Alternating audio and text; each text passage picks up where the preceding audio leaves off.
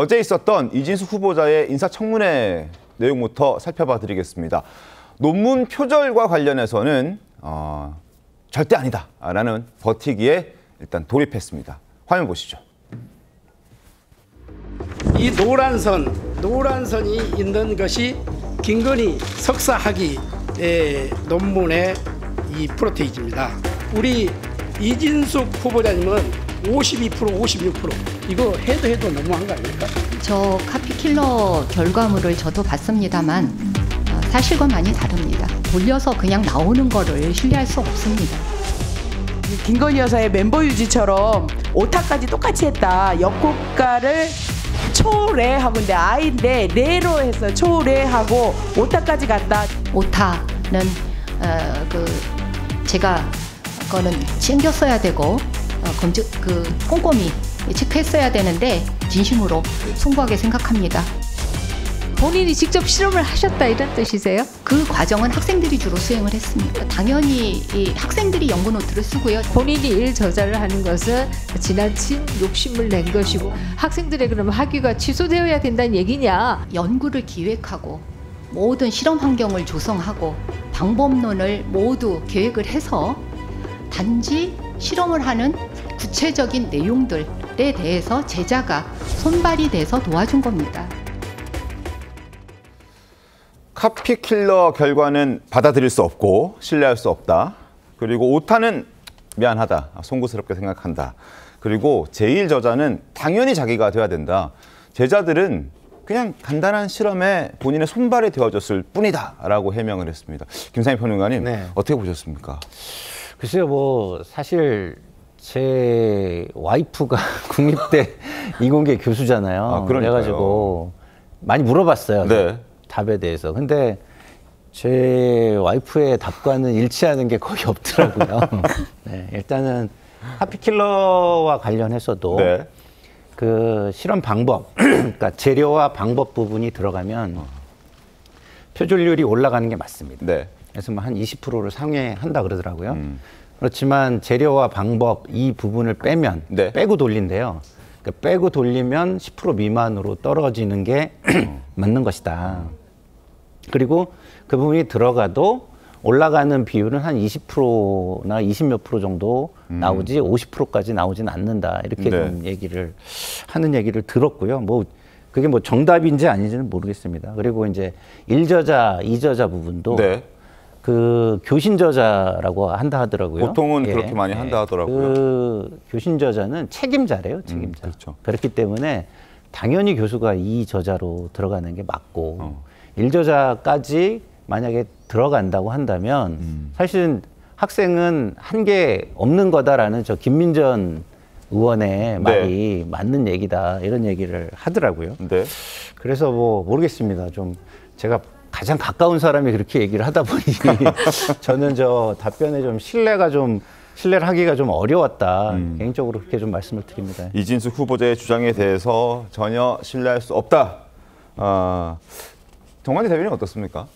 이 사안은 딱 한마디로 요약될 수 있는 거예요. 범학계 검증단에서 표절이다. 네. 연구윤리 위반이다. 그러니까 교육부 장관 후보자로서 자격이 없다. 사퇴하거나 임명이 철회돼야 된다. 이렇게 얘기를 했습니다. 범학계 검증단이라고 하는 곳은 뭐 아시다시피 지난 그 김건희 여사 논문이 문제가 됐을 때도 네. 멤버 유지 이게 그 논문 표절에 해당하다라고 판정을 내렸던 곳이기도 하고요.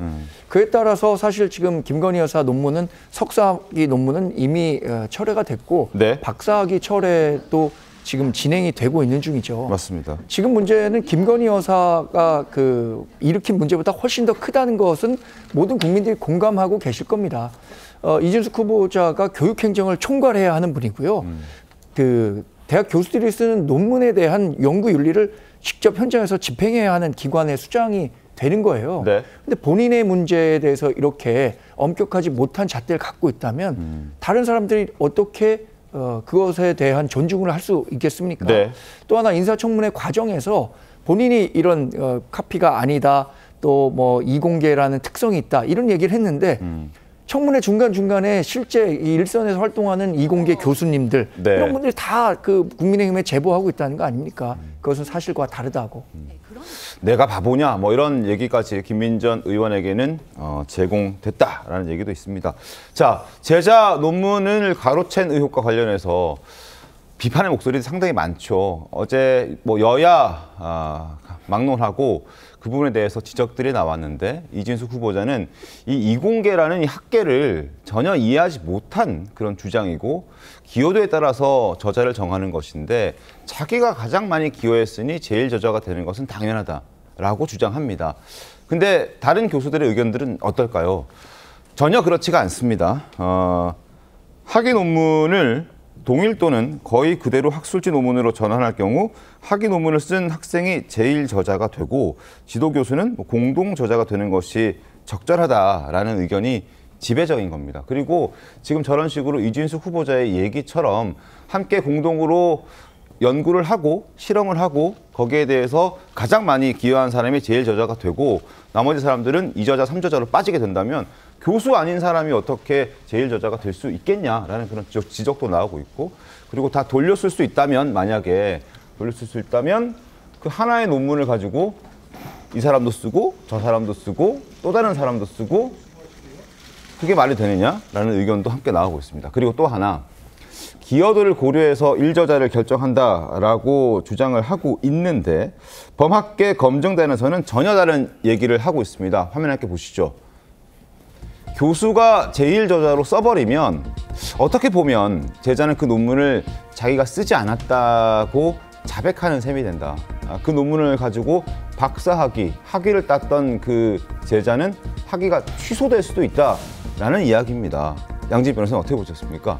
그렇죠. 그러니까 지금 이진숙 후보자가 이야기를 하고 있는 그러한 본인의 뭐 이공계의 특수성이라든지 아니면 학계에서 이어져 온 관행을 고려를 하더라도 네. 지금 많은 전문가들이 지적을 하는 것은 지금 학위 논문이 엮여있기 때문에 문제라는 것입니다. 네. 정말 100번 양보해서 학술지 논문의 경우에는 내가 책임지니까 교수로서 내가 이런 것들을 다 이제 총괄적으로 책임을 졌고 그렇기 때문에 내 이름을 가장 첫 번째로 올린다라고 하면 사실 다른 학술 논문을 쓴 제자와 겹친다라는 것은 그래도 100번 양보해서 이해를 할 수 있다라는 거예요. 근데 문제는 지금 제자의 학위 논문이라는 것입니다. 네. 그래서 학위 논문은 제자가 박사 학위를 받는 학위와 연결되어 있는 것이고 이러한 학위 논문을 본인이 학술지에 실으면서 그것을 본인이 제일 저자다라고 표기를 하는 것은 이공계든 학계든 관행이든 이런 것들을 다 고려를 하더라도 정상적인 것이 아니라는 것이 많은 전문가라든지 아니면 범학계 이야기인 것인 게 문제인 것이고요. 이런 부분에 대해서 좀 청문회에서 납득이 될 만한 그런 설명이 혹시 있을까라고 많은 분들이 기대를 했었던 것 같은데 네. 이 부분에 대한 명쾌한 해답은 없던 것으로 보입니다. 제자를 밟고 본인이 꼭 교육부 장관이 되겠다라는 의지를 드러냈다라고 보는 시각들도 많습니다.